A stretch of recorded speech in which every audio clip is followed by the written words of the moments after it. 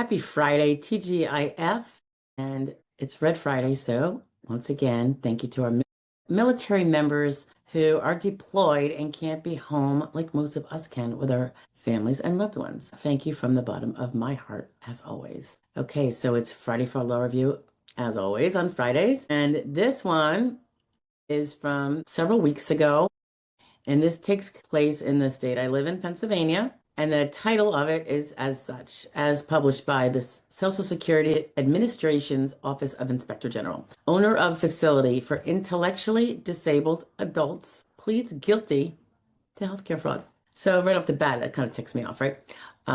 Let's see. Whenever I think someone's ripping off the vulnerable. Okay, so this is out by Pittsburgh. And of course, the person pled guilty, so I have no problem saying the name.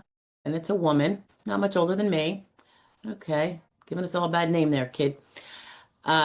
She pled guilty, so I have no problem saying her name because she no longer has the presumption of innocence until proven guilty. So let's go at it. Kelly Oliver Hollis. Let's say it again. Kelly Oliver Hollis, age 61. She pleaded guilty before the judge, apparently acknowledged responsibility for 39 other counts with which she was charged by a superseding indictment in August. This included making false statements relating to healthcare matters, concealment of material facts related to healthcare matters, money laundering, and misuse of Social Security benefits by a representative payee, etc. Okay, so I wonder, it says, the way they worded it, she also acknowledged, so she pleads guilty to something, and then they say, also acknowledged responsibility for 39 other counts. I wonder if her plea made them all go away.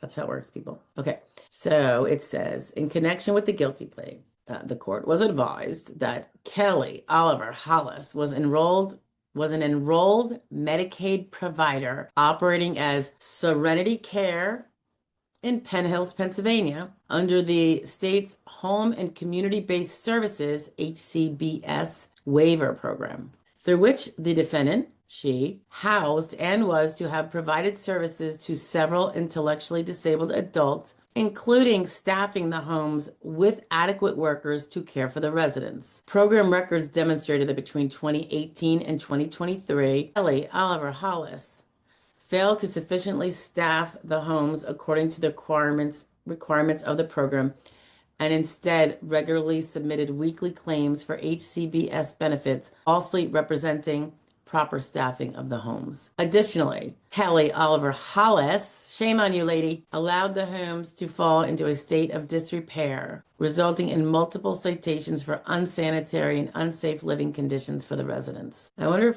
families of the residents were making complaints, and finally someone got on it. I have no idea. I'm just wondering. Judge Stickman, that must be the judge involved, scheduled sentencing for February 10th of 2026. So if everybody wants to stay tuned, maybe we'll be able to catch that. It says that the law provides for a maximum total sentence of up to 10 years in prison and a fine of up to $250,000 or both. The actual sentence, of course, as per the guidelines imposed, is based upon the seriousness of the offense and prior criminal history, if any, of the defendant.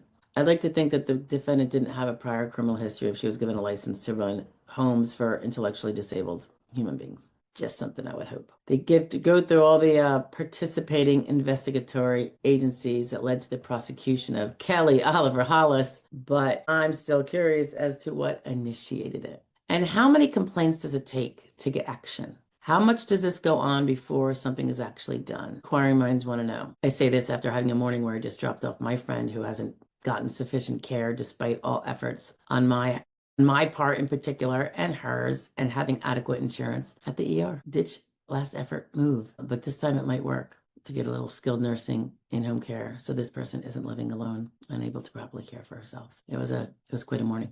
Anyway, I'll talk to you guys later. Have a great weekend. Thank you again to our deployed military. I love you and God bless you. Bye-bye now.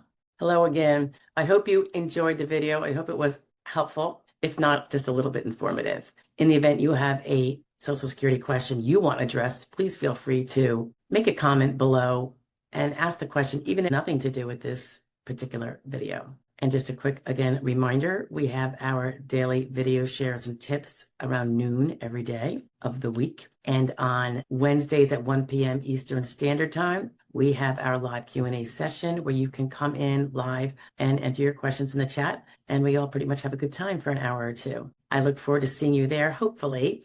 And Lastly, don't forget about our benefactor memberships. They're very reasonably priced. The first one is very nominal, and you get a few perks, but on a bigger scale, it contributes to us being able to fulfill a mission of assisting certain people with representation that would otherwise not be able to get it. We look forward to continuing to do that, and so far it's working out like the bomb. So thank you for being here. I appreciate it. Bye-bye now.